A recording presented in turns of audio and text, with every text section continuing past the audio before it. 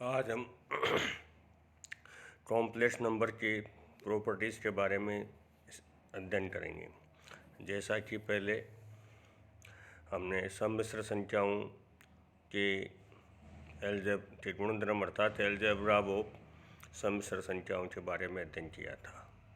जैसा कि हमें पता है कि z बराबर a प्लस आयोटा b, जहाँ a और b दोनों रियल है, परंतु a प्रथम पार्ट जो है वो वास्तविक है और आइटा भी उसका इमेजनरी पार्ट है।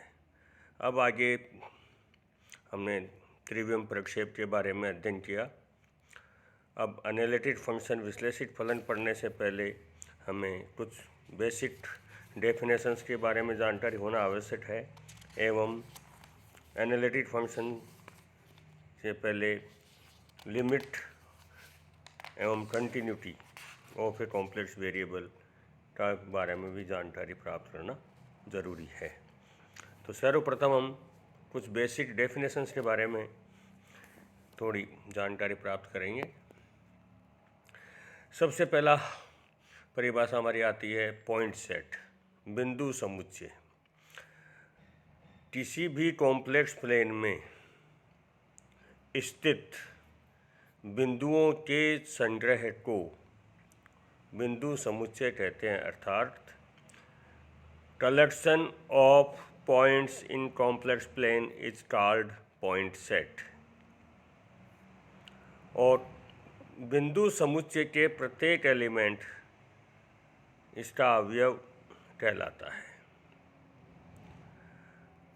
दूसरी परिभाषा है हमारी प्रतिवेश, नेबरहुड, जिसको हम शॉर्ट में एनबीडी भी कहते हैं। एक दी गई वास्तविक संख्या डेल्टा के कॉरस्पॉन्डिंग, अर्थात वास्तविक धनात्मक वास्तविक संख्या डेल्टा के संगत किसी सम्मिश्र संख्या Z0 का डेल्टा प्रतिवेश उन बिंदुओं Z का वह समुच्चय है जिनके लिए modulus of Z minus Z0 delta से छोटा हो।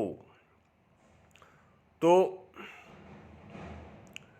डेल्टा को हम प्रतिवेश की त्रिज्या कहते हैं और नेबरहुड को हम n डेल्टा से प्रदर्शित करते हैं। यदि इसको समुच्चय रूप में प्रदर्शित करें तो n delta Z0 equals to Z belongs to C, therefore Z minus Z0 is less than delta. और निष्कासित प्रतिवेश, यदि किसी बिंदु सम्मिश्र संख्या Z0 के नेबरहुड में से बिंदु Z0 को हटा दिया जाए तो इसे Z0 का निष्कासित प्रतिवेश कहेंगे या डिलीटेड नेबरहुड कहेंगे। इसे प्रदर्शित करने के लिए n डैश से प्रदर्शित करते हैं। सीमा बिंदु, एक बिंदु Z0 पॉइंट सेट S का लिमिट पॉइंट, क्लस्टर पॉइंट या एक्युमुलेशन पॉइंट, गुच्छ बिंदु, सीमा बिंदु, पुंज बिंदु कहलाता है यदि Z0 के प्रतिवेश में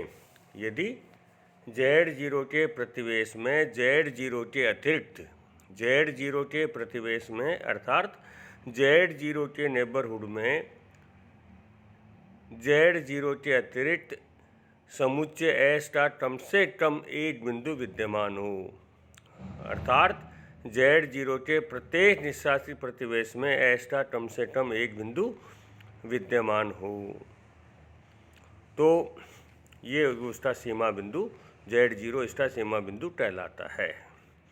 हम इसको ये भी कह सकते हैं कि Z0 के निष्कासित प्रतिवेश और समुच्चय S का इंटर समुच्चय रिक्त समुच्चय नहीं होना चाहिए। तो किसी समुच्चय बिंदु समुच्चय S का सीमा बिंदु Z0 जब कहलाता है जब Z0 के प्रतिवेश में Z0 के अतिरिक्त S का कम से कम एक बिंदु मौजूद हो।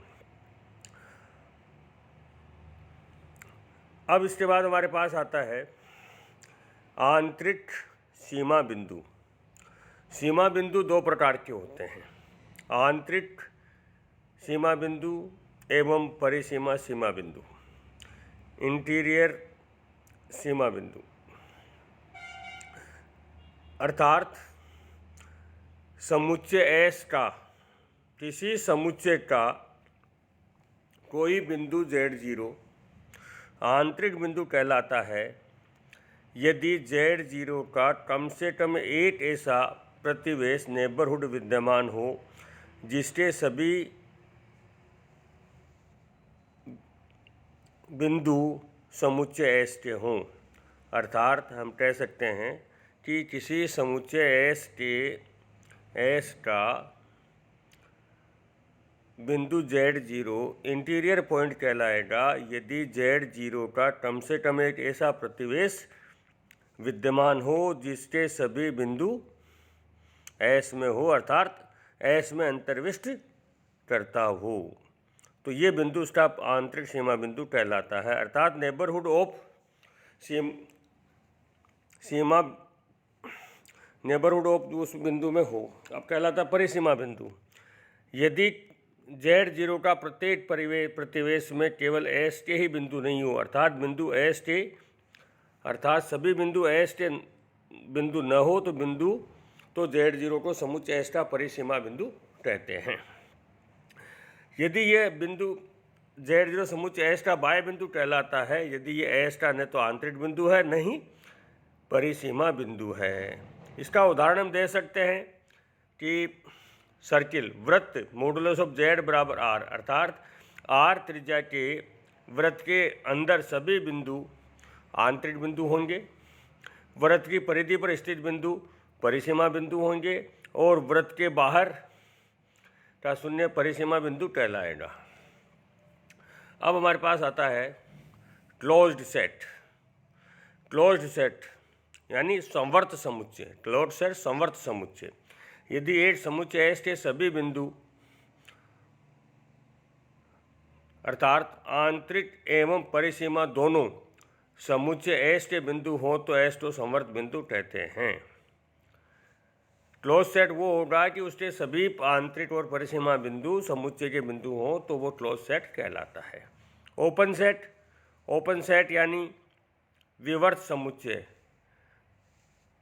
यदि समुच्चय एस का प्रत्येक बिंदु एस का एक आंतरिक बिंदु है, अर्थात Z0 का कम से कम एक ऐसा प्रतिवेश विद्यमान है जो समुच्चय एस का उपसमुच्चय है, तो वो विवर्त समुच्चय कहलाता है। वास्तव में प्रत्येक विवर्त डिस्ट एक विवर्त समुच्चय होता है। बाउंडेड सेट परिबद्ध समुच्चय यानी समुच्चय एस एक परिबद्ध समुच्चय कहलाता है यदि एक ऐसी धनात्मक वास्तविक संख्या k विद्यमान हो जिसके लिए मॉडुलस ऑफ Z का मान k से कम हो, वो बाउंडेड सेट कहलाता है। इस प्रकार हमने आज पॉइंट सेट, प्रतिवेश, limit point, interior point, exterior point और boundary point, close set, open set और बाउंडेड सेट के बारे में अध्ययन किया है। कल अब हम इसके आगे की कुछ परिभाषाओं का अध्ययन करेंगे जिसकी सहायता से हम आगे कॉम्प्लेक्स नंबर को पढ़ना जारी रखेंगे। धन्यवाद।